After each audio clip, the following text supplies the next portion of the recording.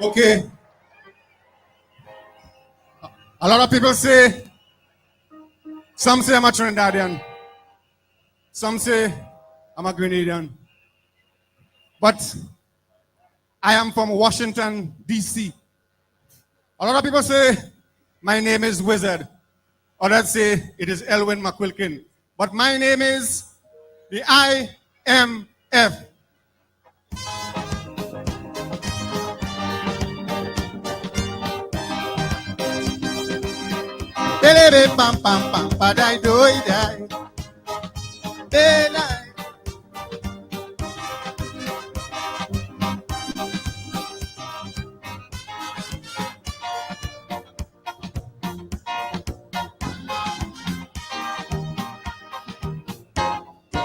All your third world countries, you really feeling this squeeze. Only empty treasuries and bankrupt economies. You can balance your budget, you're riddled with foreign debt. I don't mind any loan I'll give to you, once you keep in line and do as I say to do. Anything you nationalize, just be prepared to privatize. If you really want my money, devalue the currency. Like HFL's government, institute retrenchment. And to your Christ for mercy, I'm deaf, because I am the IMF. Lumbo lumba dajai.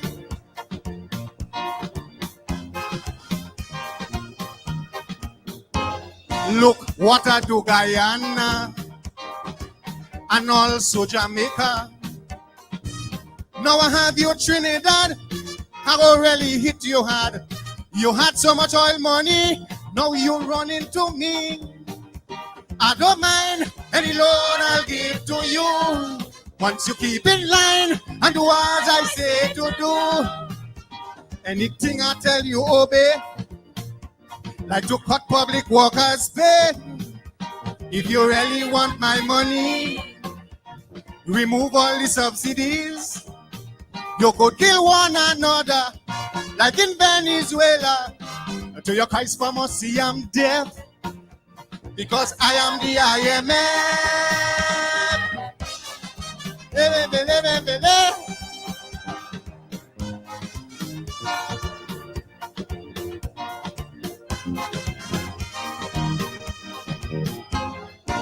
Just ask Mr. Boodoo, and he's going to tell you I ain't give a single thing about people suffering. For your economic ills, you just swallow my pills. I don't mind any loan I'll give to you, once you keep in line and do as I say to do. You got to cut your social programs, you got to manage them trade unions. If you really want my money, no left ideology. In the United Nations, watch your voting patterns. But to your Christ for mercy, I'm deaf, because I am the IMF. Dumba die die die die. Damba da bam bam die.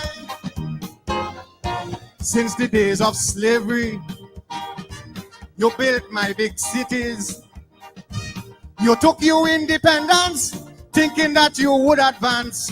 But consumer societies is what you will always be. I don't mind any loan I'll give to you, once you keep in line and do as I say to do. But a man without a debate, you got to increase the interest rates. If you really want my money, my motto is austerity. The people could riot, who the hell care about that? And to your Christ for mercy, I'm deaf, because I am the IMF. One love tonight. Black fella, to your Christ for mercy, I'm deaf, because I am the IMF.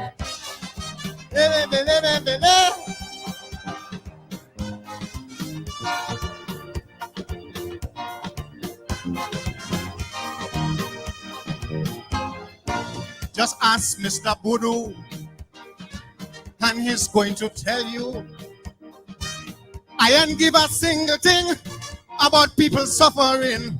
For your economic ills, you just swallow my pills. I don't mind any loan I'll give to you. Once you keep in line and do as I say to do. You got to cut your social programs. You got to manage them trade unions. If you really want my money, no left ideology. In the United Nations, watch your voting patterns. Cause your Christ for mercy, I'm deaf. Because I am the IMF. Don't die, die, die, die. Bam, bam, bam, bam, bam. Since the days of slavery, you built my big cities. You took your independence, thinking that you would advance. But consumer societies is what you will always be. I don't mind any loan I'll give to you. Once you keep in line and do as I say to do. But a man without a debate, you got to increase the interest rates. If you really want my money, my motto is austerity. The people could riot. Who the hell care about that? And your Christ for mercy, I'm deaf. Because I am the IMF. One love tonight.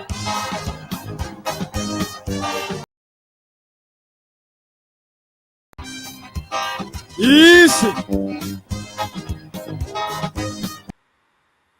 Oh, yes. The Black Wizard. The Black Wizard of Grenada. I am the IMF. I am the IMF. Quite a song. I am the IMF. Wherever you join us from, welcome to Politics 101. It's a Thursday afternoon. We are going to um, we're going to be doing election watch tonight. Vincent Alexander is going to be here, and he will give us the latest on the election preparation scene, what's happening at GCOM. The last time Vincent was here, he alerted us to a lot of stuff that was happening, and we expect him tonight to give us the latest. Give us the latest. We know that the PPP is busy trying to put their ducks in line,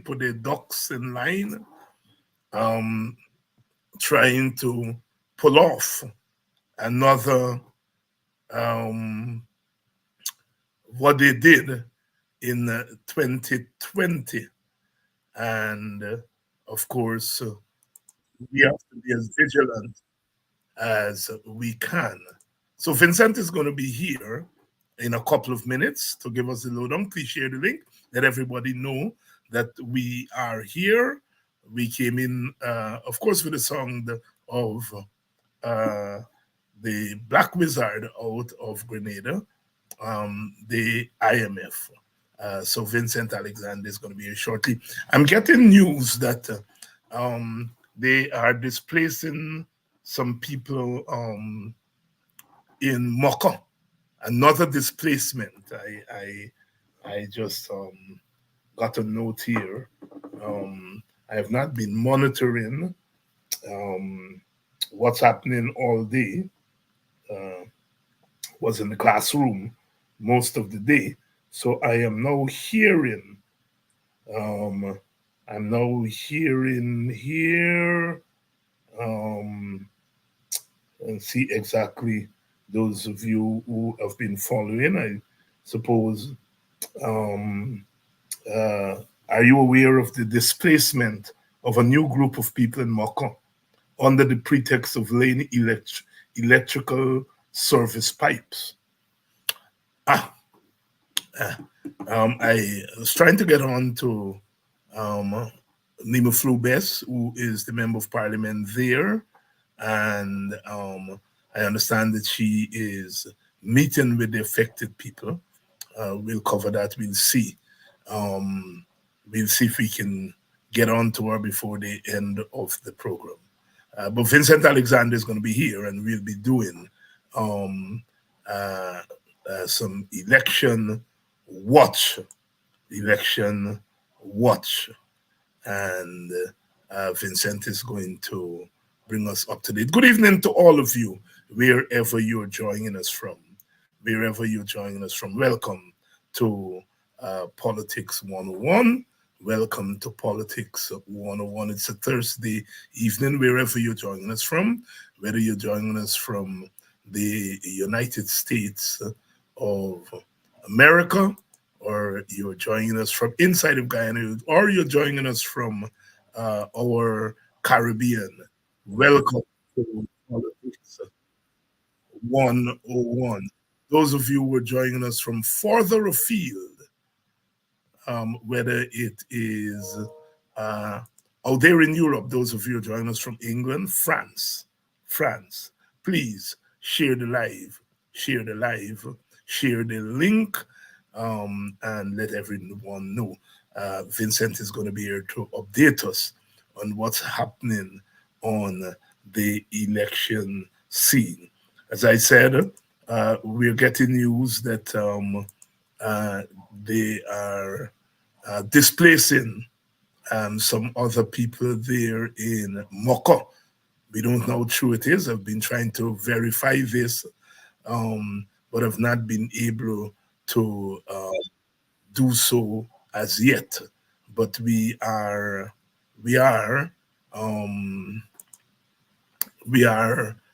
going to be following that story. Vincent Alexander will be here shortly, so we will talk about elections.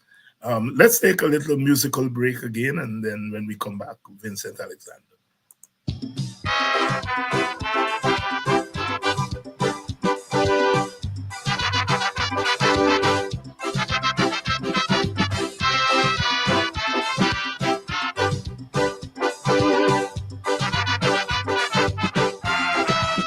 There we go.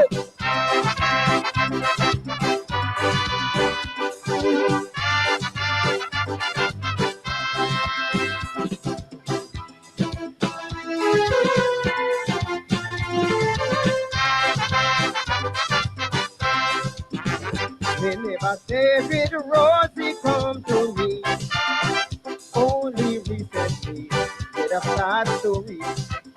Didn't pay attention, I didn't want to hear, because I done and I'm finding me own affair. But when he tell me the doctor gone back in power on the 5th of October, in the grave I started to shiver. But when he tell me Mr. Desmond agreed to all of the doctor plan, so I come tonight to tell Desmond where you wrong. Look, I hear you fight the election as a clean and decent man. That's you wrong. That's you wrong. And the Jacob left the commission to the Collins Coyote plan. That's you wrong. That's you wrong. But as president of the land, you failed to set up a battle plan. That is why you can't. That's you can't.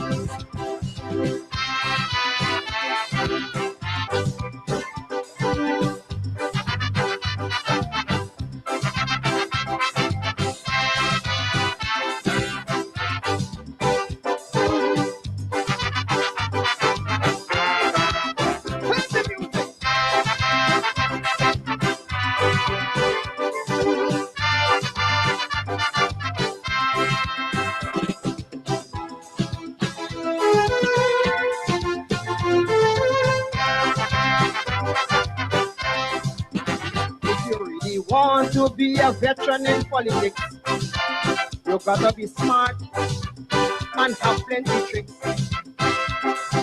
Never put all your confidence in your fellow man, especially when you're fighting an election.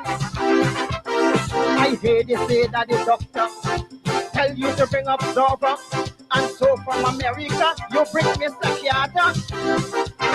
But listen, brother David, you should have never ever agree. You could have come and let me advise you properly. The observers from overseas, you bring to scrutinize Guyanese. They say you're wrong. They say you're wrong. Anywhere they send Mr. Carter, the opposition take over. They say you're wrong. They say you're wrong. But as president of the land, you fail to shut up about the land. That is why you're gone. They say you're gone.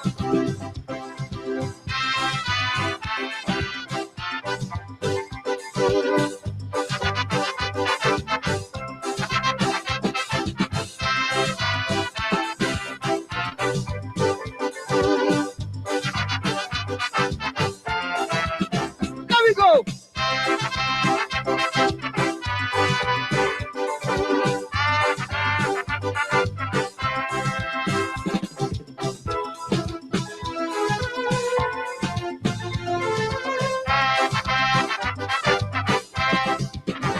So many years, you know, I used to sanction to everyone throughout the Caribbean. If a leader wants to stay in position, he must never think but a free and fair election. We know that the doctor wanted to get in power with everything in favor, confusing the leader election. They went president instead of voting for PNC. He so confused that he voted for the PPP. I heard the ballot had to be counting at the place of poll in the evening. They say you're wrong. They say you're wrong. On the night before the election, the list was still in confusion. They say you're wrong. They say you're wrong. But as president of the land, you failed to shut up about the plan. That is why you're gone. They say you're gone. Alive?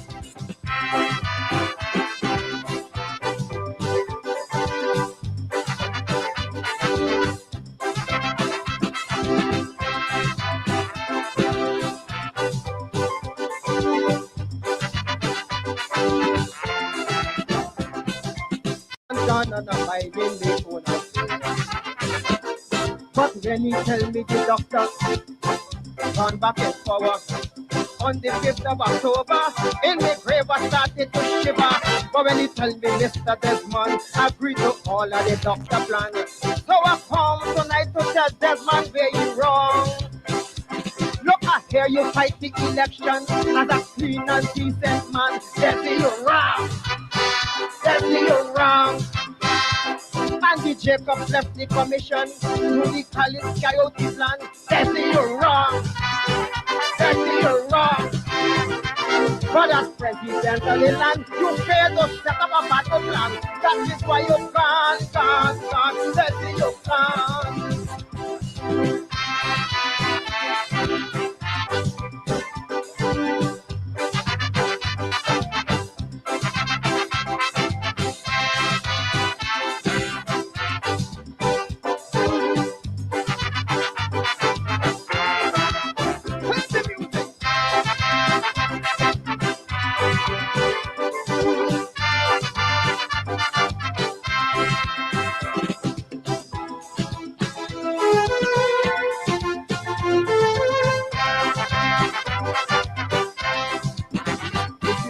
Want to be a veteran in politics, you gotta be smart and have plenty tricks.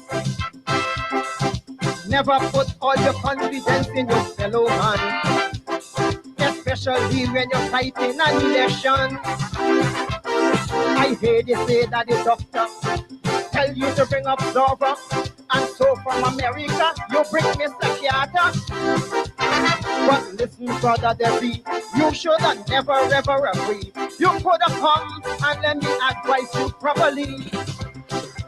The observers from overseas, you bring to scrutinize Guyanese. They say you're wrong. They say you're wrong. Anywhere they send Mr. Carter, the opposition take over. They say you're wrong. They say you're wrong. But as president of the land, you fail to shut up about the land. That is why you're gone. They say you're gone.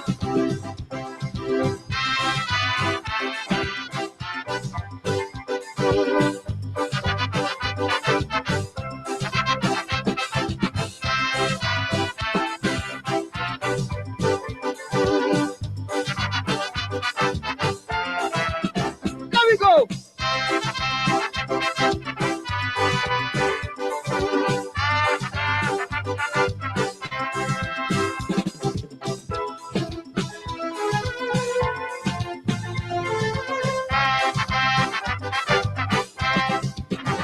So many years, you know, I used to sanction to everyone throughout the Caribbean.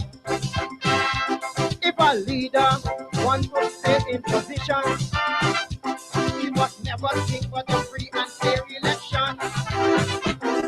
We know that the doctor wanted to get in power with everything in favor, confusing the leader election. They went presidency instead of voting for PNC. He so confused that he voted for the PPP. I heard the ballot had to be counting at the place of poll in the evening. They say you're wrong. They say you're wrong. On the night before the election, the list was still in confusion. They say you're wrong. They say you're wrong. But as president of the land, you failed to shut up about the plan. That is why you're gone.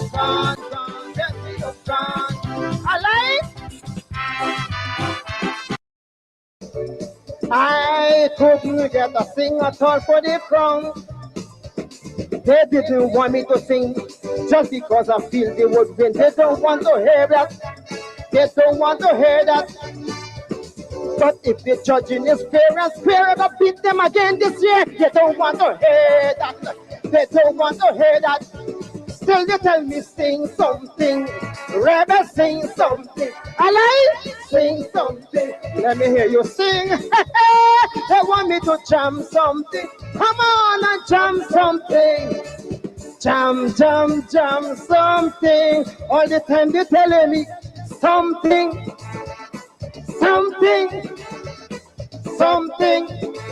Jam something. They tell me to jam something. This is my second trip back to MASH, and believe me, I'm having a whale of a time this time. Happy March Man to everybody. It's the only thing that will bring me together.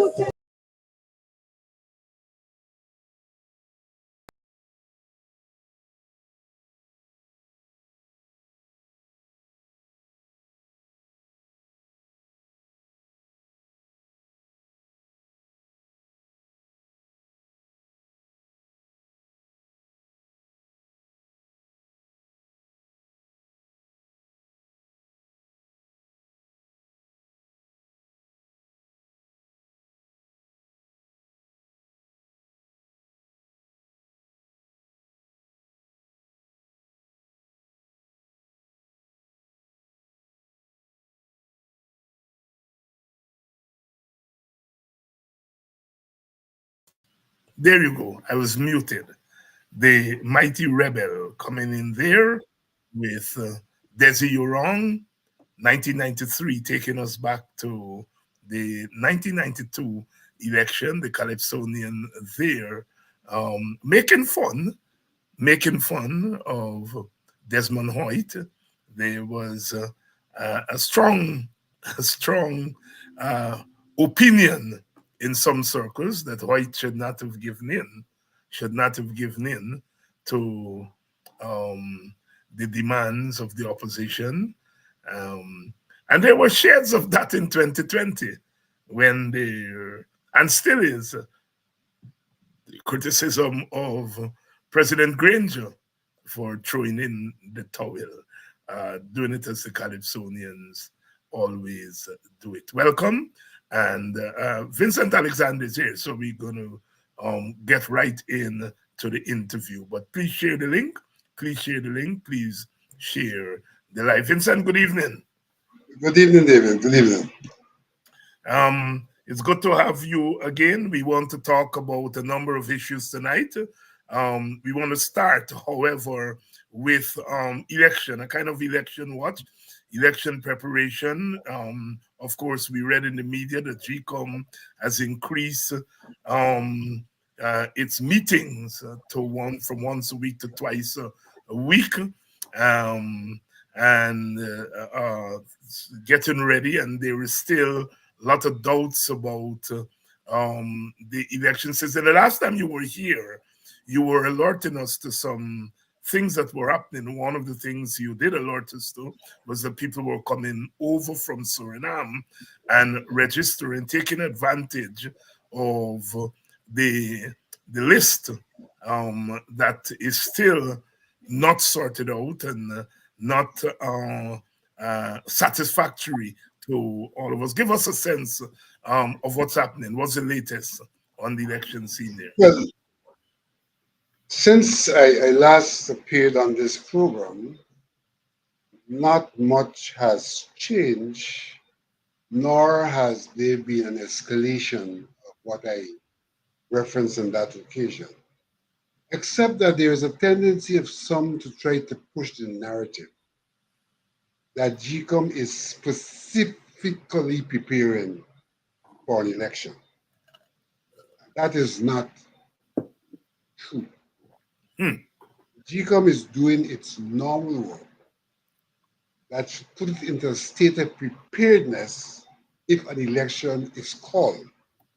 We have not initiated activities that are peculiar or specific to a particular election. You know, when you have elections, there are some things that you have to do within a certain time frame to make the election possible. Like, for example, you have to have the candidates' names submitted by a certain time so that you can have the printing of the ballots by a certain time with the names of the candidates and so on. Those things are not things that we are engaging in at this time.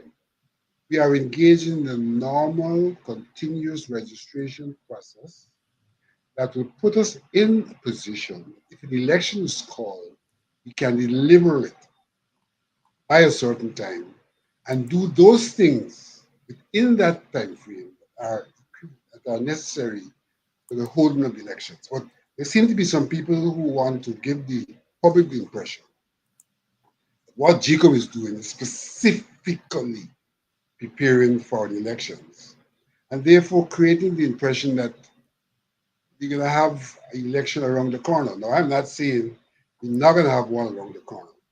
I don't envisage that, given where we're at in our normal work, and given that elections have not been announced, that we can have an election in 2024. I doubt whether that can, in fact, happen. Having said that, the fact that GCOM is doing meeting twice a week now is not in itself an indication of ramping up its preparedness for elections. There are a number of things that GCOM should have done already in the normal course of things that were not being done. And what we have advocated for is to increase the number of meetings and to create a priority list of the things which we need to do and to get those things done. Election or no election, those are things which we ought to get done. So, for example, at the top of our list is the filling of vacancies. We have had vacancies that have been there for close to 3 years. And so at the top of our list in these meetings twice a week is the filling of vacancies. At the second on our list is the question of biometrics, something that has been bandied about for some time. That discussion on that is the second item on the list. And there are 13 such items. These items are not items that are peculiar to election 2025. These items have to do with things that GCOM ought to have done already. And because we have not done them, we have articulated the need for a more urgent approach to these matters. And as a consequence of that, we are now meeting Tuesdays and Thursdays. And even in the face of that list of priorities, our first Tuesday and Thursday meetings did not, in fact, address those issues because the administration threw at us at rather short notice the budget, which they have to submit in a matter of 2 days into the Ministry of Finance. And this is the normal annual process. And what we had to do was to dedicate Tuesday and Thursday of this week specifically to the budget. Indeed, the budget does include estimates for elections because elections are due in 2025, and the budget we are preparing is the 25 elections. So budget is included in those estimates because in 2024 there is no provision in the estimate election since it is not a normal election year. So today and Tuesday we dedicated time specifically to the budget, and hopefully we'll get back to our 13 items when you meet next week. So the public should understand, yes, GCOM is involved in certain activities. Right now we have started another cycle of registration. And this is an ongoing process across the years, irrespective of elections. And we have, in fact, issued a voters list, which we should be doing every 6 months, the normal course of things. And what's of interest in terms of that new voters list is that now we are somewhere in the vicinity, I think the number is 767 or 76,000 persons are now on our voters list. A matter of grave concern, but that's what the number is after the last cycle of continuous registration. Wow. 700 and something.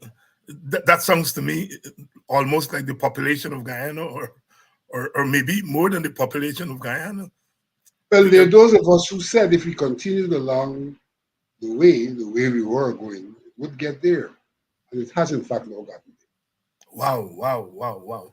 How can you tell the world that you have a voters list that is equivalent to your population when only the adult population, 18 years and over, could vote? Vincent, I mean, we all know, and I'm sure the audience here know that the court has said you can't take people off the list so long as they are Guyanese citizens and so on. We all know that.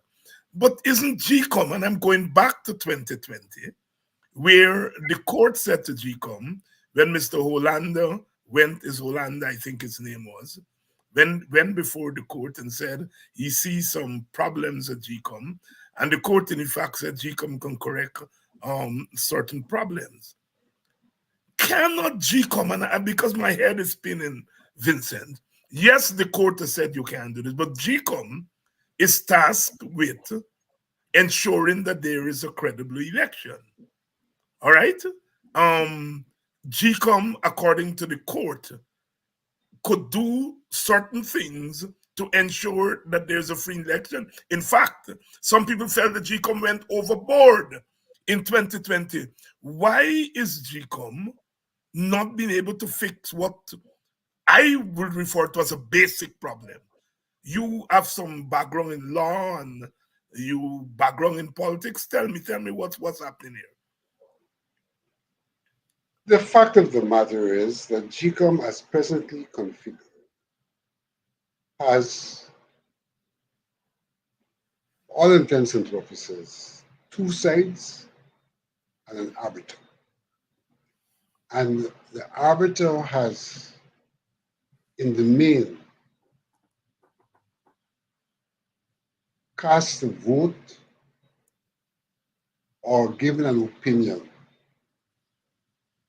in concurrence with one side.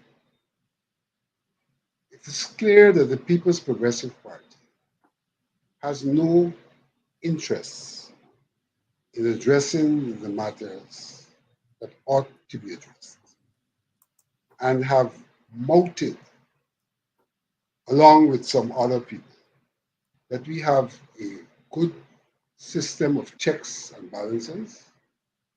And even as they now admit that the number is a huge number, their contention is with the checks and balances, then there is no room for impersonation or fraudulent voting. And so there is no effort on their part to address the issue, which is undeniable.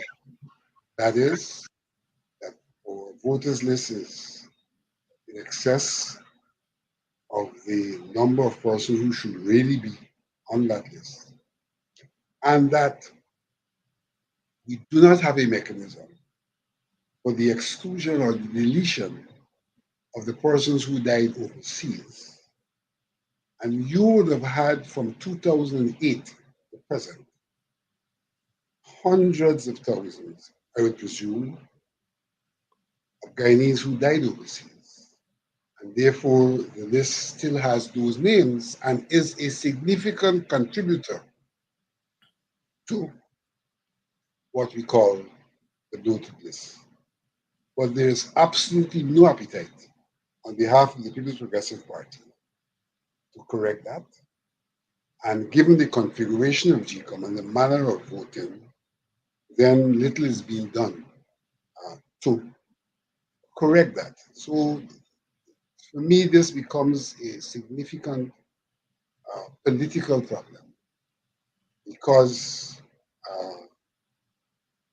the way GCOM is configured, there's little or no hope for a resolution of those problems in GCOM. We're still to see what will be the outcome of the discussions on biometrics. As I said, on the list of things to be discussed, biometrics is number 2 on that list. So we're still to see what's the outcome of that. And there are those who may now argue, well, you know, you're discussing biometrics, so don't be preemptive. But indications in the past have been little or no support for biometrics, particularly at the place of polling. We do have a conundrum that is largely political, in my humble opinion, requires political action if there's to be a solution. Vincent, prior to the last election, GCOM had begun house-to-house registration, and that was halted at some point. Take us back there and tell us what was happening there. First of all, how GCOM came about starting house-to-house registration, and then why it was stopped. When GCOM introduced continuous registration, there was a discussion as to how we can make sure our list is continuously also sanitized. And in the course of those discussions, we came to the conclusion that at least every 7 years, we should do a house-to-house registration that will provide for us to start from ground zero.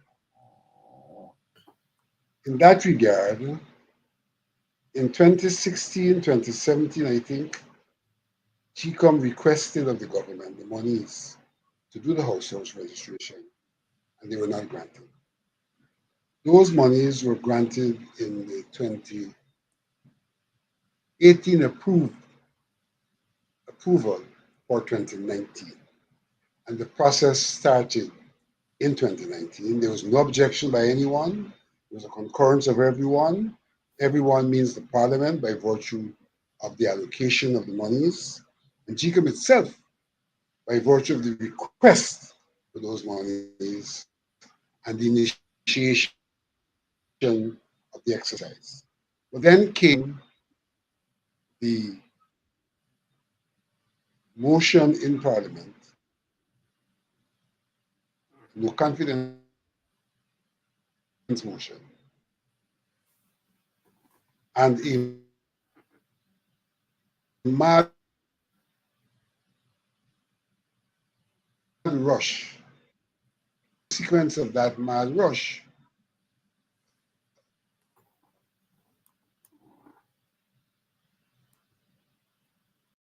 as a consequence of that mad rush, it was contended that we could not continue the house registration exercise. And in pursuit of that, the matter was taken to court of what that exercise would actually do, and that was to start from ground zero in terms of constructing a list.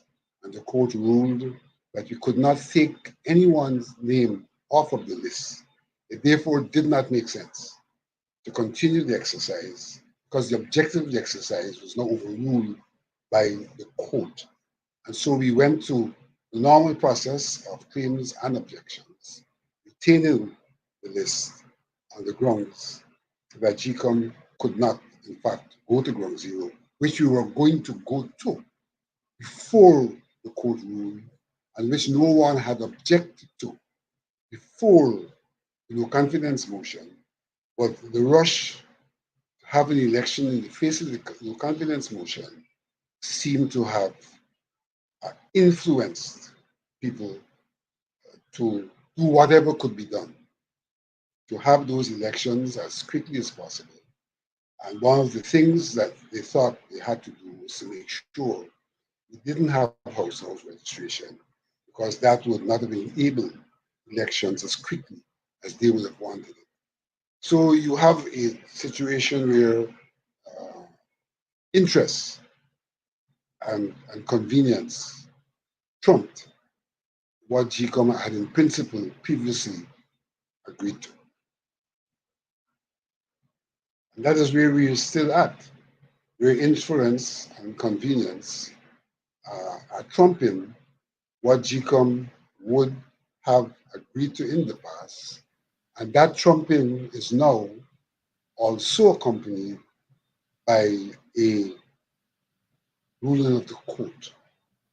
Because even in the face of the court's ruling, there are some things that can possibly still be done. For example, the regulations, national registration regulation, I think is regulation 40, provides for the chief immigration officer to provide GCOM in the person of the chief registration officer with the names of the persons who would have left the country and not returned over an extended period. That would at minimum, give us a figure of the number of persons on the list who are not in the country and therefore are not likely to turn out to vote. In that regard, in 2015 elections, I had made a proposition that we could use that list and highlight those names so that it could be some higher level of vigilance at the polling station if persons turned up to vote on those names. That was jettisoned in 2015 and has not been brought back onto the table up to this point in time. So you see again, persons probably have an interest in even that not happening. One of the issues to be discussed in the list of 13, in fact, is the issue of the methodology for taking the names of the deceased persons off of the list. And I envisage that we will have a serious discussion, though probably lopsided, in relation to how we can advance the process of taking the overseas dead off of the list. There's a way in which that could be done, in my humble opinion. And we can even advance this argument that we could highlight those names because the information can be legally made available. Highlighting the names can help us in our vigilance at elections. Vincent, one last question before we go off this topic. You had been clamoring for an internal investigation, an internal assessment by GCOM of the 2020 election. An internal assessment. This is not a commission of inquiry or anything like that. And GCOM has been resisting that. And so there was no official internal assessment of what has happened in the election. But, I mean, sometimes these things happen in ways that you did not intend them to happen. Has there been any indirect, I mean, clearly there's no direct assessment of what happened at the last election. Has there been any indirect assessment, any indirect things that GCOM has done that one could call some kind of assessment of what happened at the last election? GCOM as a body has not done any such assessment. All that has been done as an initiative of the government, where they have identified what they consider to be areas that need attention. And they have followed through on that by virtue of legislative provisions that seek, in the main, to prosecute and probably to prosecute GCOM officials with heavy fines if they do things, even if those things are not done intentionally. Right. That has another negative impact. And so there have been changes in the legislation of the Representation of the People's Act. But these changes have occurred essentially at the behest of the government. GCOM did not make any real contribution to those changes, as well as to the changes in the National Registration Act.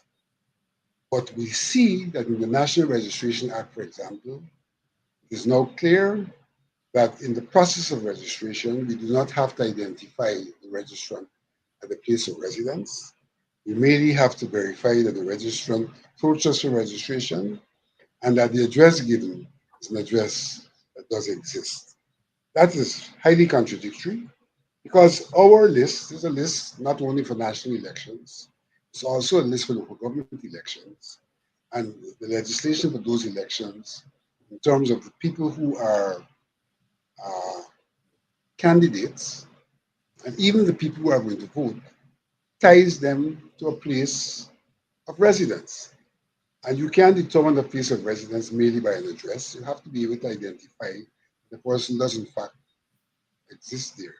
So there are contradictions even in what has been done, but GCOM has refused to do a review and has contended that in the face of the petition and things like that, that a review should not be done and has not been done. We did call for a review, and we did specify that we were not calling for a review to point fingers at individuals for wrongdoing, which the courts can do and are trying to do, but that we wanted a review so we could identify flaws in the system, to rectify those so we can make our system more acceptable in terms of providing for free, fair, and transparent elections. That has been resisted, whilst some things have been done, both in terms of the National Registration Act,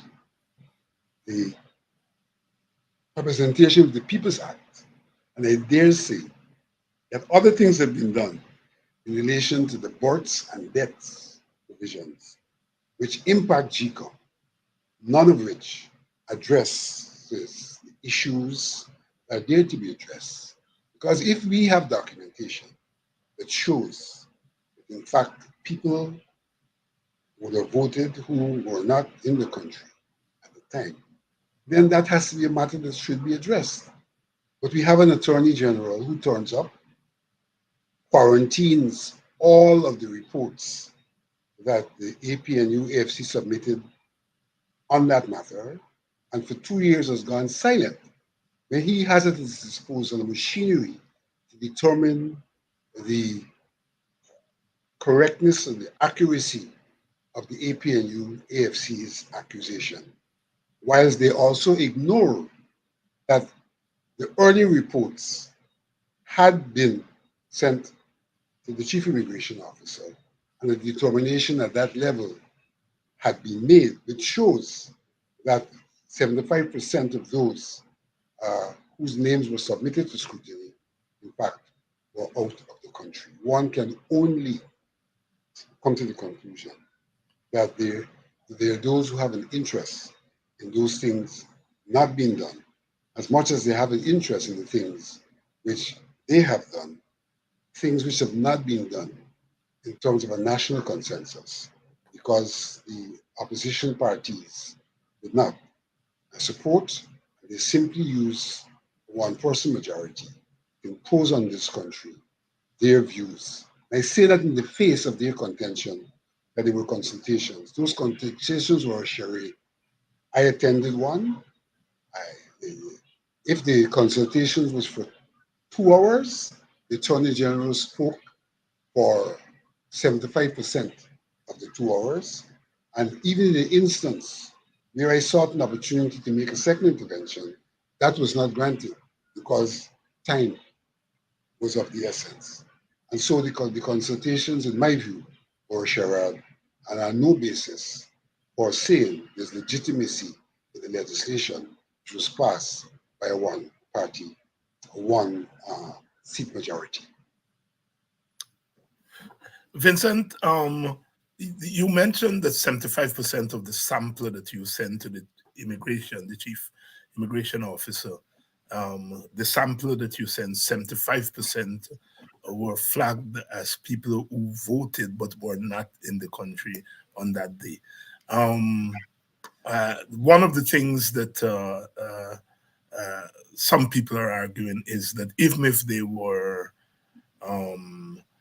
irregularities, they were not enough to change the course of the election. Now, bearing in mind that the election was decided by a one-seat majority for the government side, how does that line up? How does that argument that even if there were irregularities, they could not affect the outcome of the election, how does that line up? That one-seat majority that the government was declared a winner line up with a sample that you sent, GCOM sent, that says 75% of the sample were not here.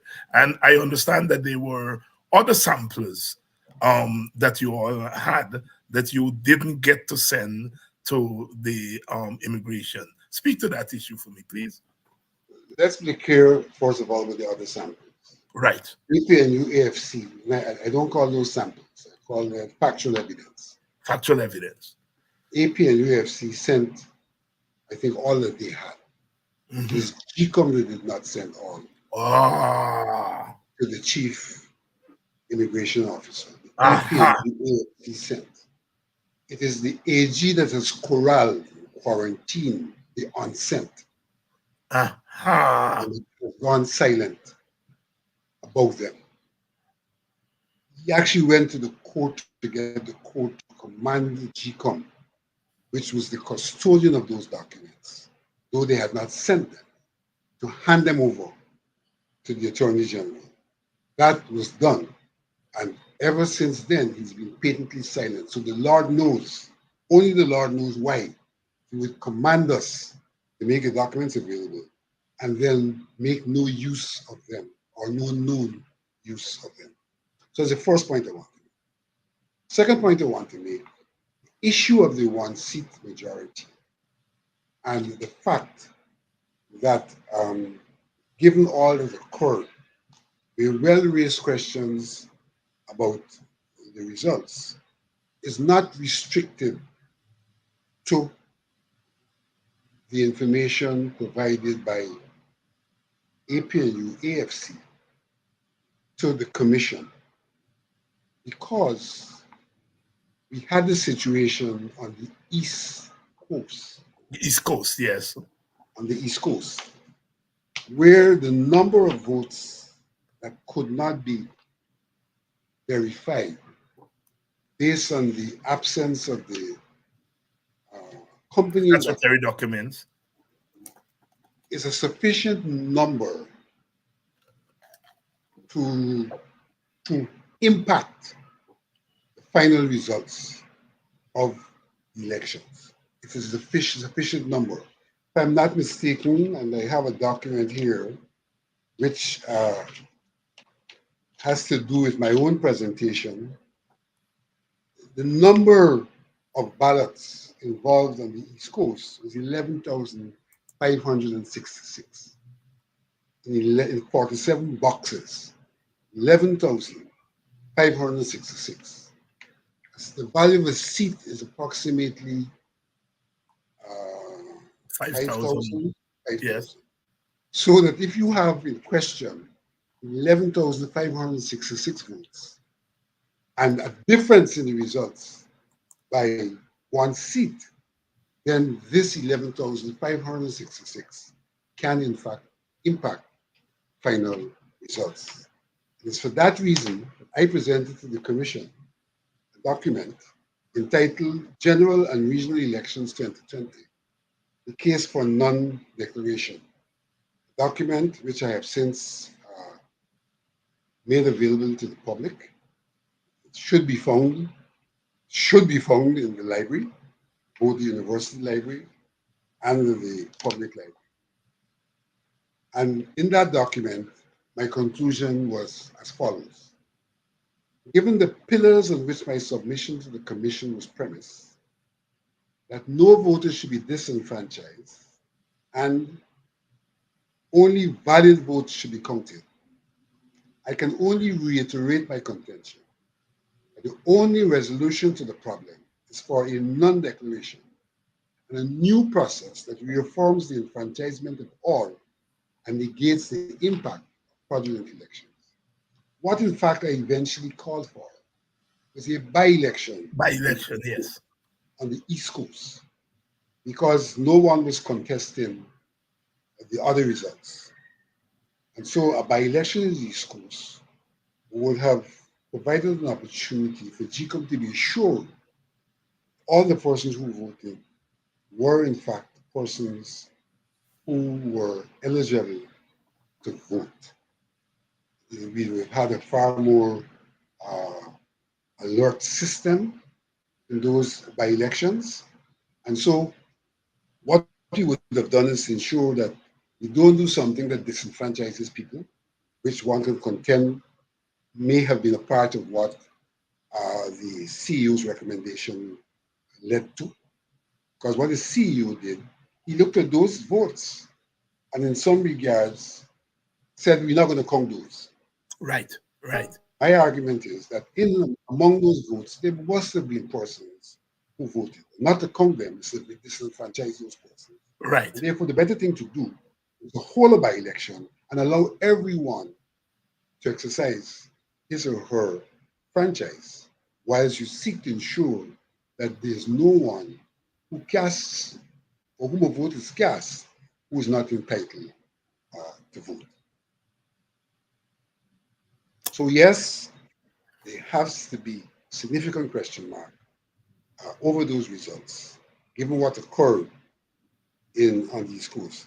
My other contention is this, that what occurred in these schools, everyone accepts that we have problems in terms of that. However, it was contended that those are issues for a petition. My view is different.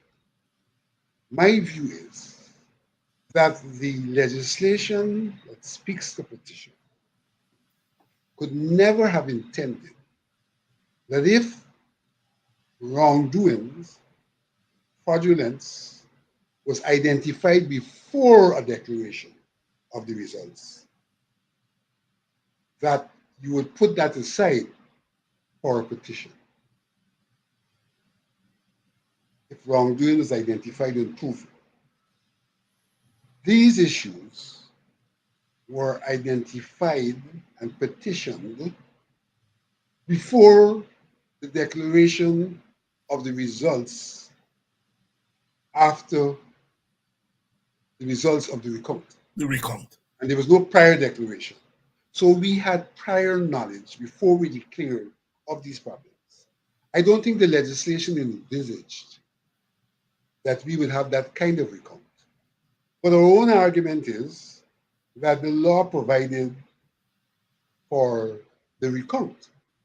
And so whilst that is not something that one could have anticipated, because that kind of recount is not written into our law. It was a recount that was done using a provision of the law which says in circumstances of difficulties, GCOM could take action. The action that GCOM took was to do a recount. And in doing that recount, GCOM specified a range of things it was going to do, which the CARICOM delegation said was not a mere recount, it was a forensic audit. That's in their report. Yes. It was a forensic audit. But yet, came down saying that here is the result of a recount and that there's nothing else to be done, bearing in mind that the information which we had accumulated, some of which has already been verified by the Chief Immigration Officer, was not made known to the CARICOM people. And therefore, in their report, they said that they had no information that would cause them to come up to a different conclusion. But the fact of the matter is that this information was sitting with GCOM before they completed their report, but it was never given to them. And therefore, their report reflects what they witnessed, but it didn't reflect the true situation because there was information available that could have made a difference. My contention is the legislators could never have intended that you could find all of these problems prior to the declaration and then legislate for the matter to be inquired into after a declaration. What the petitions in this country provides for is circumstances where there are contentions, but the need to prove those contentions, which can only occur after declaration, because in the first instance, the contentions have no validity if you don't have a declaration. Mm-hmm. And therefore, it is for them to be contested, the petition. In this instance, the contentions have validity because of the evidence provided at the time prior to the declaration. And so, for me, a number of things went wrong. The application of the law, for me, went wrong. And if the law had been properly applied, then there are question marks as to whether what we declare is a true representation of the results of the elections 2020. And there were proposals as to how that could have been rectified, and those proposals were jettisoned. We're jettisoned, and we are ready to go into another election, and none of those things, none of them has been addressed by GCOM, and that's really worrying thing. Vincent will keep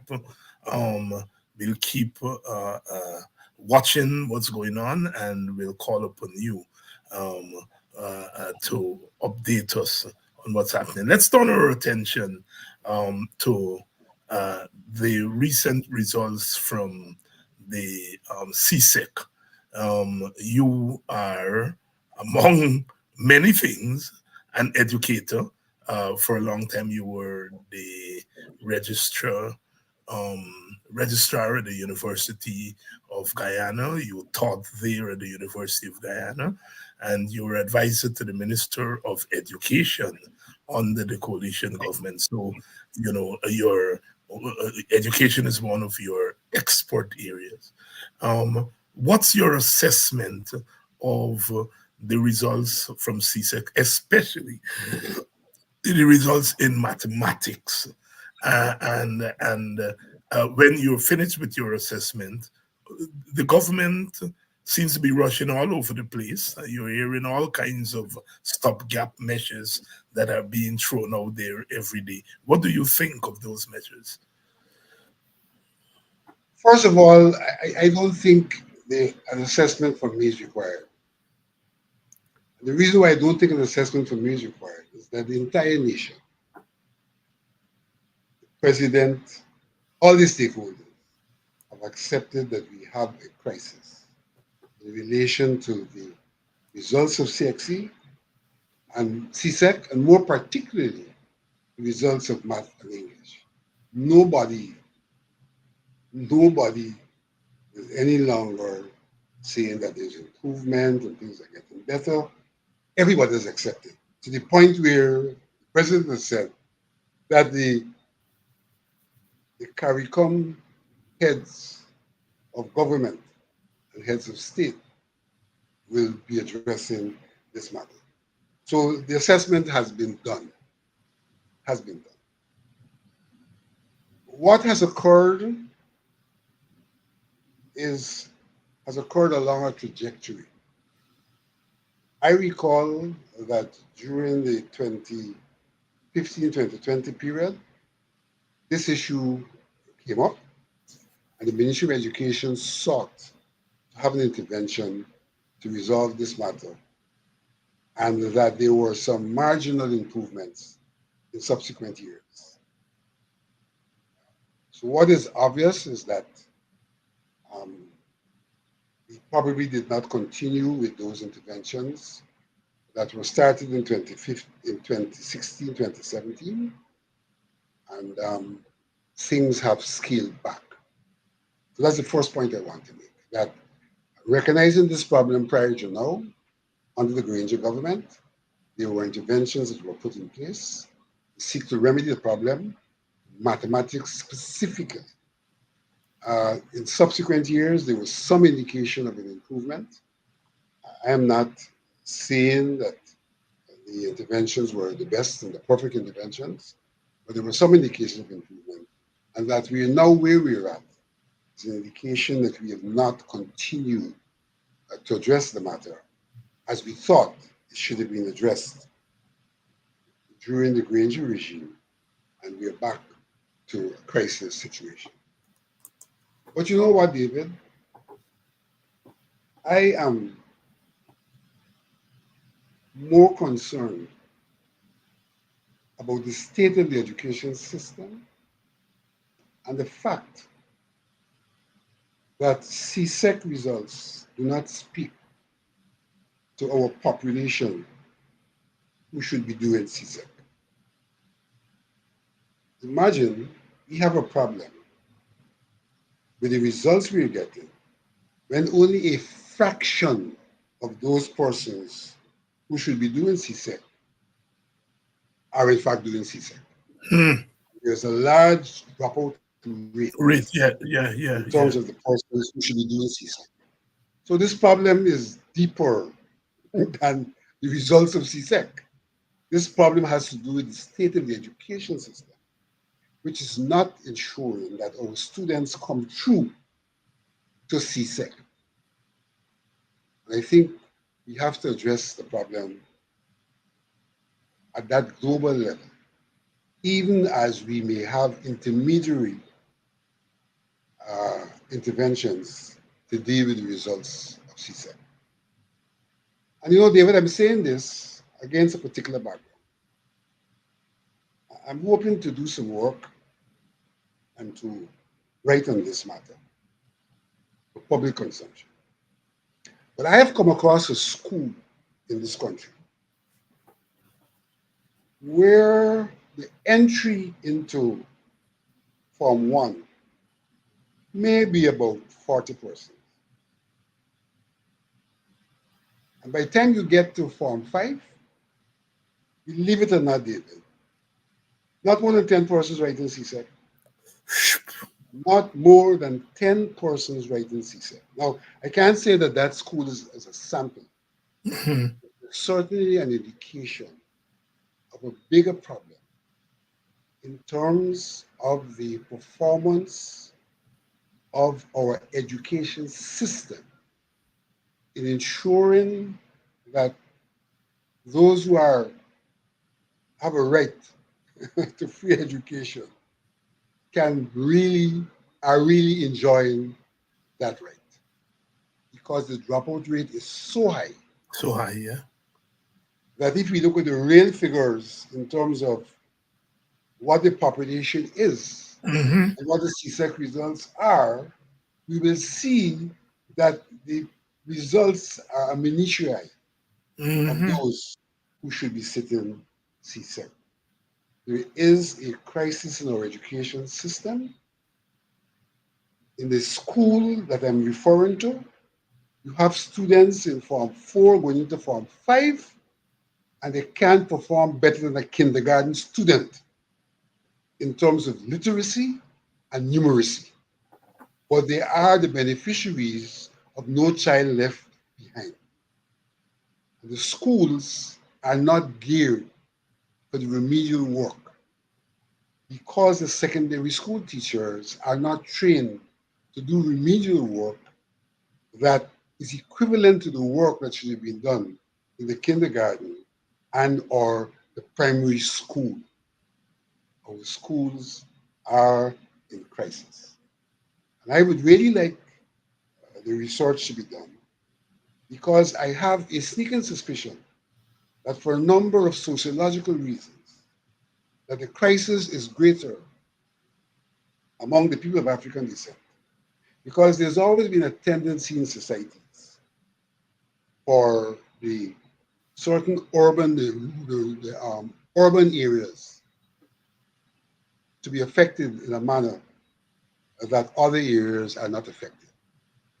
And the urban areas I'm referring to are largely populated by people of African descent.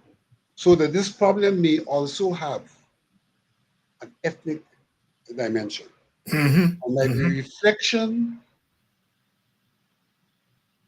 of the fact that we are not paying attention to what the United Nations said to us when they declared the decade. And that is, there's need for a lot of institutional rectification in our society, a specific reference to the people of African descent. We continue to have this pretense that all is well and all are equal. But the UN have said to us, it's clearly written that there are a lot of institutional problems that have continued beyond independence, even though work has been done in many instances after independence to rectify the pre-independence colonial institutional problems that were not uh, to the benefit, that institutional problems that affected the citizens of the colony, and I dare say in this instance, to a large extent, people of African descent. Vincent, I'm sitting here and and I can't help but say that we have a government now. I'm doing some of my own work because as an educator I am concerned about this, and I've started to talk to teachers. The first teacher I talked to is teaching a class of 17, and this is in grade 2. I think it's grade 2, 6, 7 year olds, a class of 17. And that teacher told me of the 17, 7 of the children cannot read or write or recognize anything. They can't do nothing. They're just functionally and more than functionally literate. All right. Another 7 can do a little bit of reading, numeracy out, a little bit of reading. And only 3 of the 17 only 3 of the 17 can be said to be functionally literate in terms of reading and writing. And this is grade 2. All right?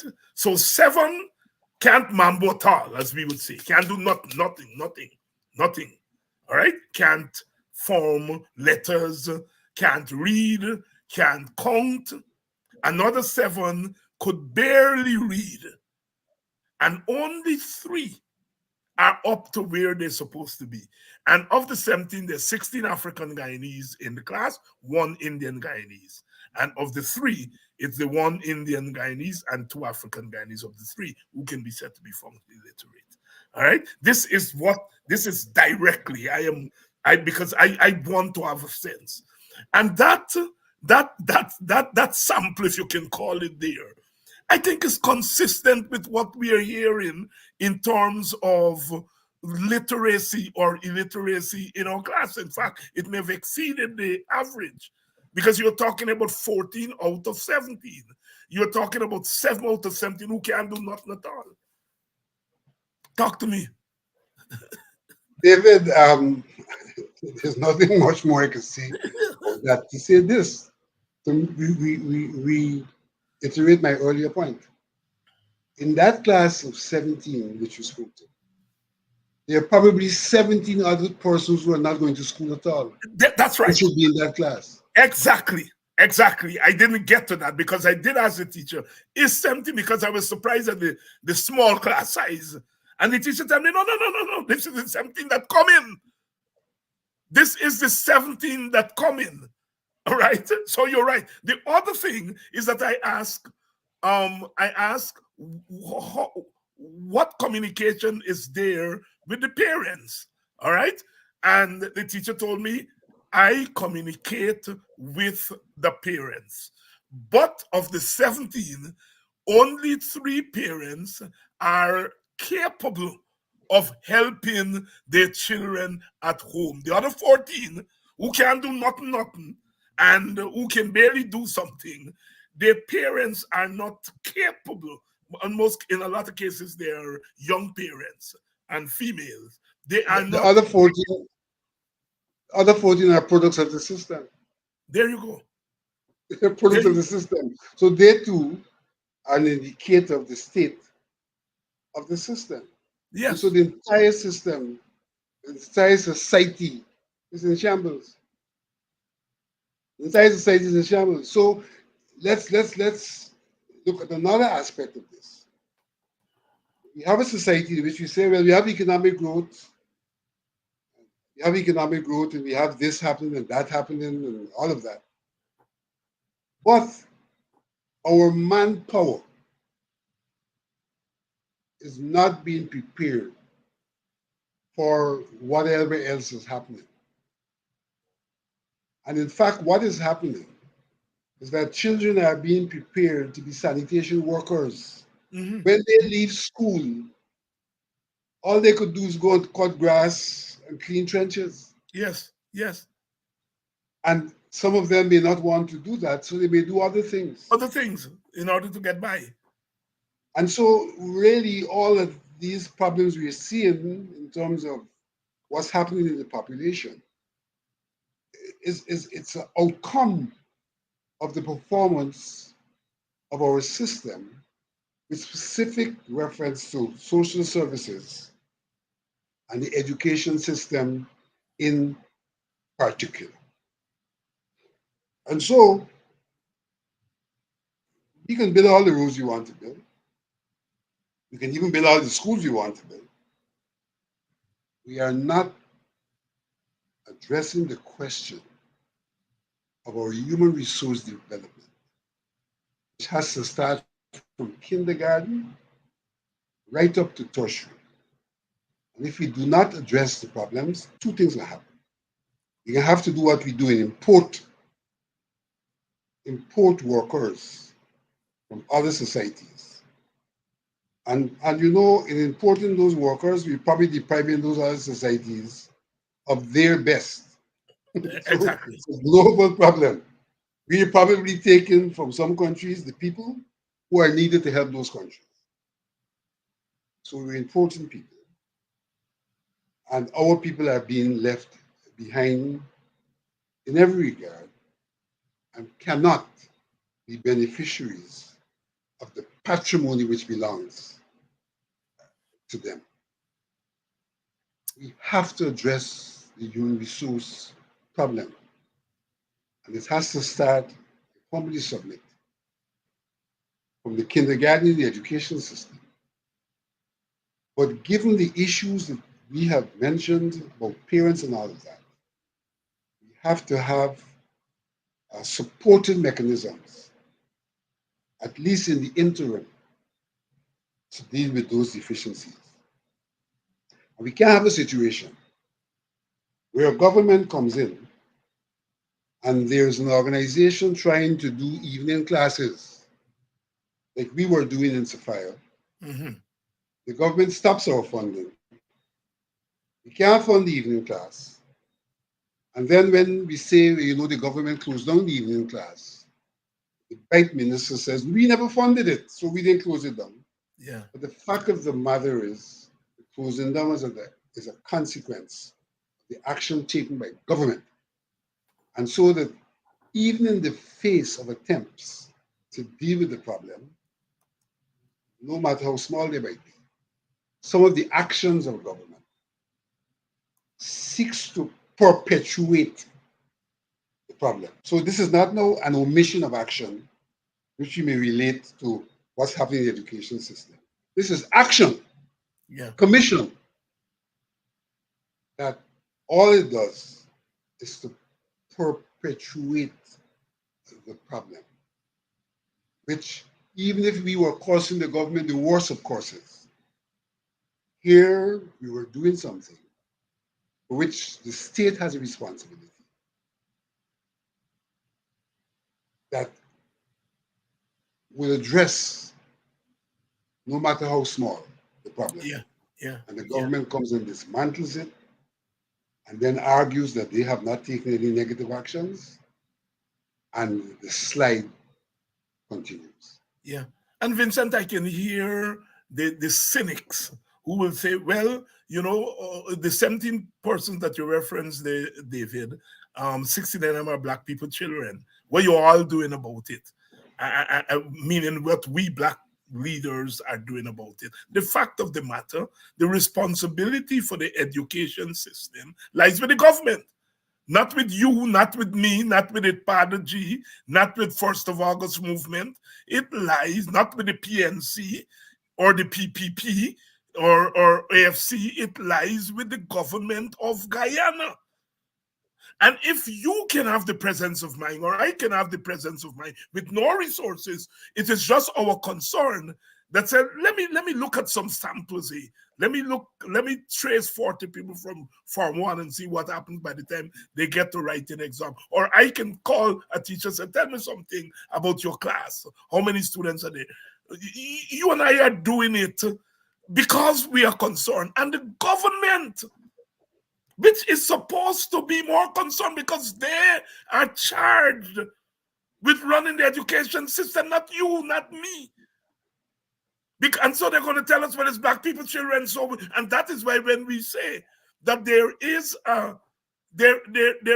an overt and covert plan, if you will, to keep Black people in their place, we are not out, because if the government is saying, well, what we are saying is wrong, there's no discrimination, they would wrap their minds around this problem and deal with it. I didn't want to get so worked up. Go ahead, Vincent. David, you correctly said that they're cynics, and I know ministers of government who are among those. But for me to say that they're cynics is to afford them a certain level of recognition of their literacy. And I'm not saying they are illiterate, they're just cynics. But I say that to say that I sometimes would browse some social media groups, and they are government people who are not cynics. They say the same things, but they're not being cynical. It is an exhibition of their own functional illiteracy and their inability to do the analysis.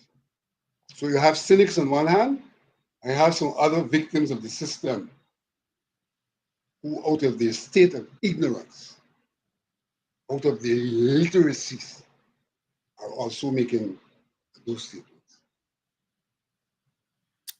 I can say without any any fear of being objected to, that if Vincent Alexander has anything to do with education in this country, or if David Hinds has anything to do with the education system in a formal way in this country, that we would be moving to deal with the problem in a holistic way, in an organic way, not because of our politics, but because we are so acutely aware that what education has done for the Vincent Alexanders and the David Hinds of this world. I mean, if nothing else, it's just that knowledge that without access to the education that we have had, we would not even be speaking here today in public in a certain kind of way. And it is that concern that would drive any one of us, if we became, education minister, whatever the case may be, to deal with this problem in an urgent and incisive way.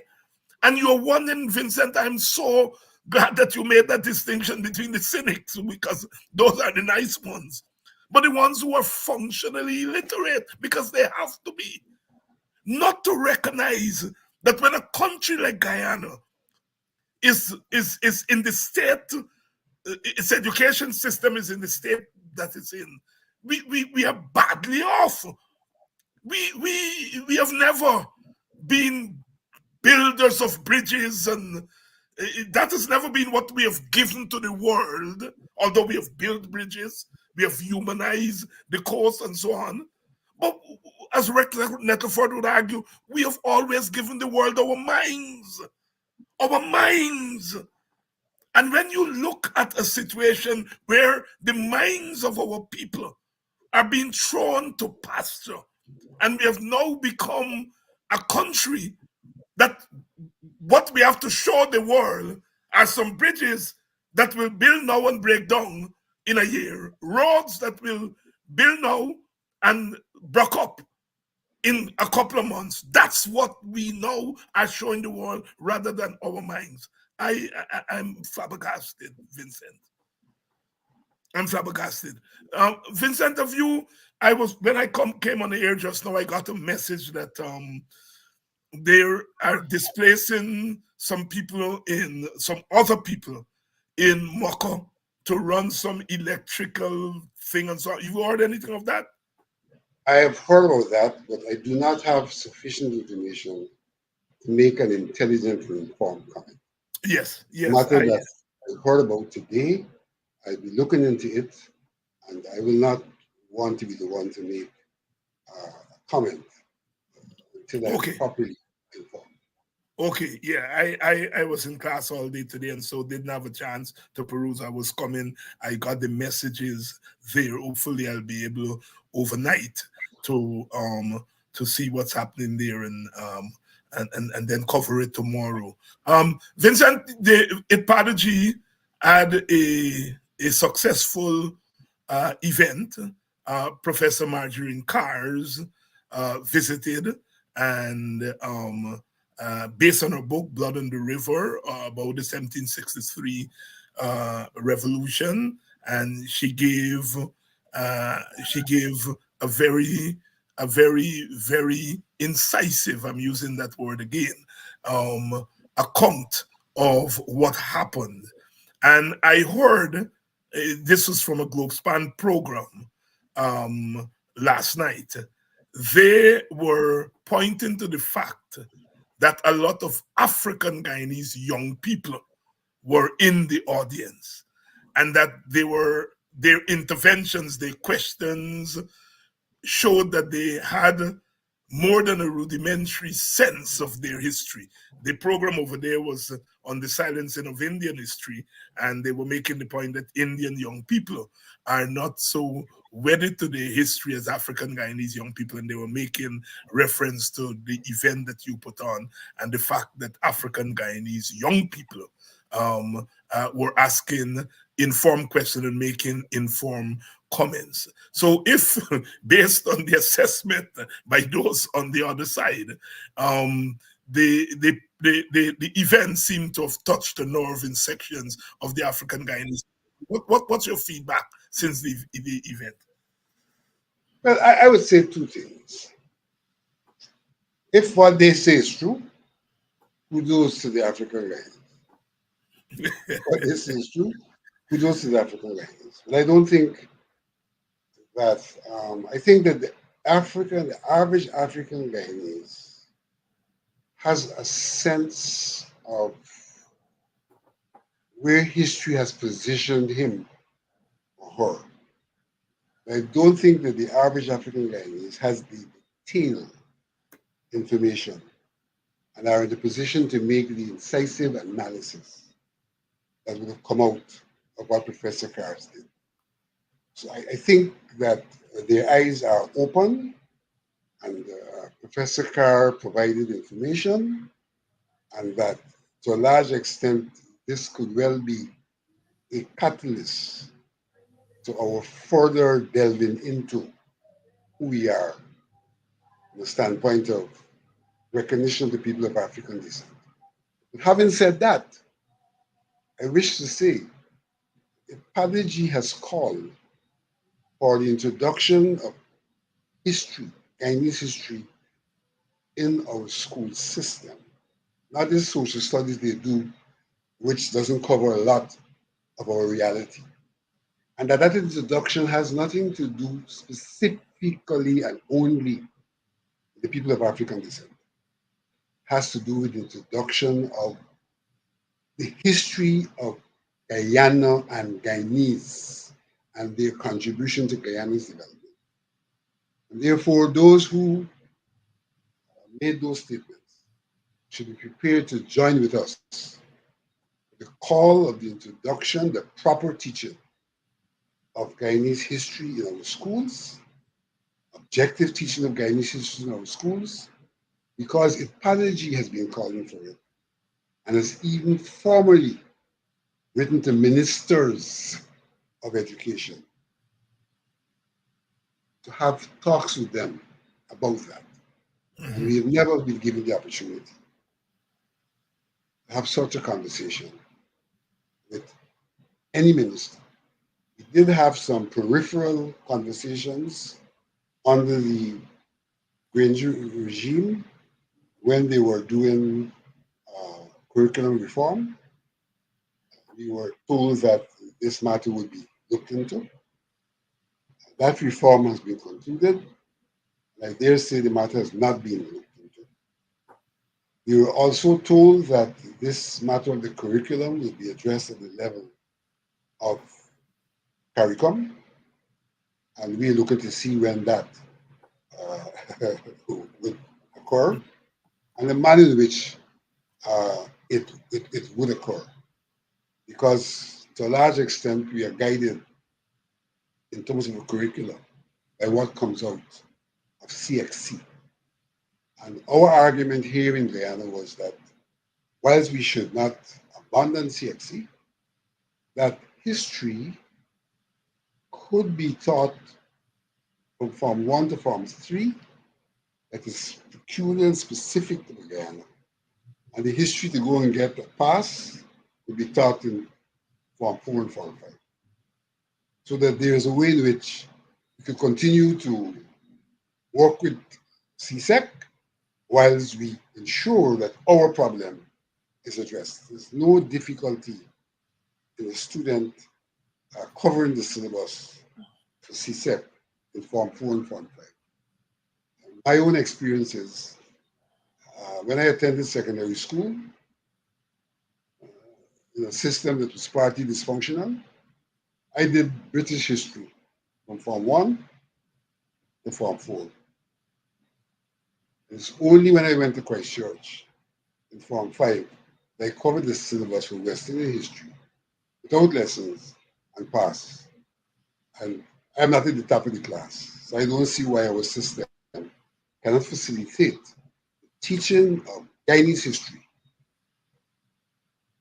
from 1 to Form 3, and then taking on the CXC syllabus, Form 4 and Form 5.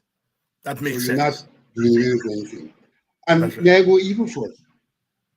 I think there are ways in which history as an integrated subject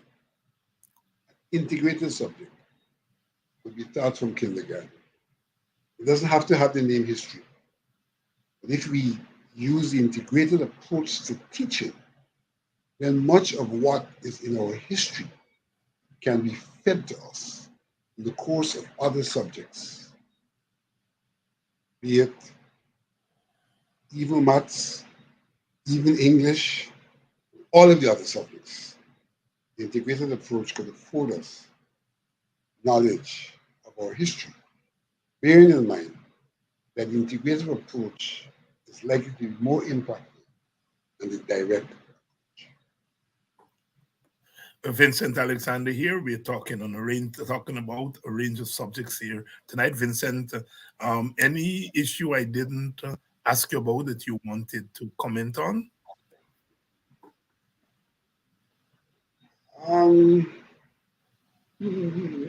Not really, except to say that Cars' visit exemplifies the approach of the Padaji to the issue of the decade. And that the issue of the decade has a lot to do with expending resources for empowerment of people. If we were to go back to a budget, you wouldn't see the money spent on car as money delivered to a community. And so you may say that the budget is lopsided because the community hasn't gotten the money. So much go to things like the car activity.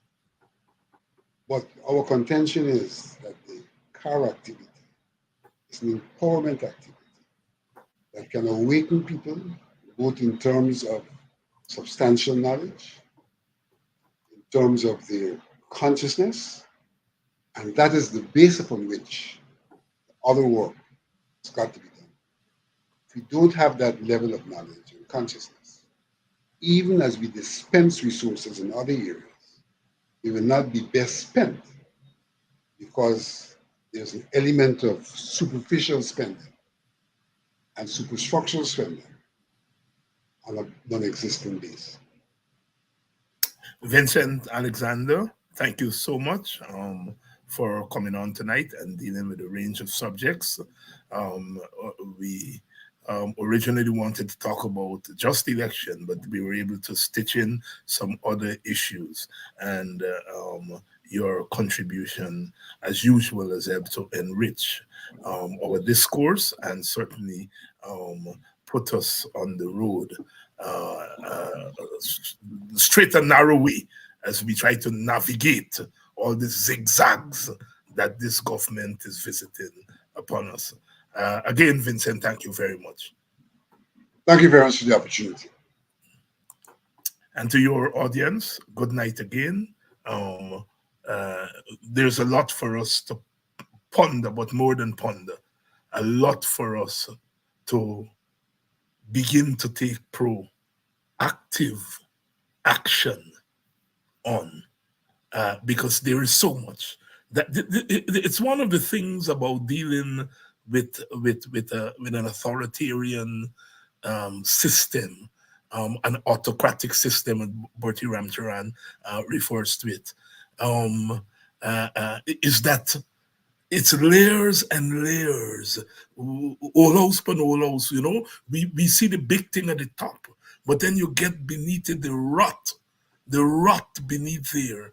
And that's what happens when you have a system that is rotten at the top. They try to nice themselves up. And then at the bottom, you go in there, the education system, the healthcare system, the problem of labor. You go in there and you see how our society is rotting before our very eyes. Only we, as a people, collective, all of us, African people, Indian people, Amerindian people, old people, young people, rich people, poor people, all of us have a responsibility to correct this mess, because we are going down. As Martin Carter says, all are in food, all are consumed. See you all tomorrow night. Hopefully we'll get more word on what we are hearing in Moko, whether it's true or not. Hopefully we'll be able to cover that tomorrow night. See you all.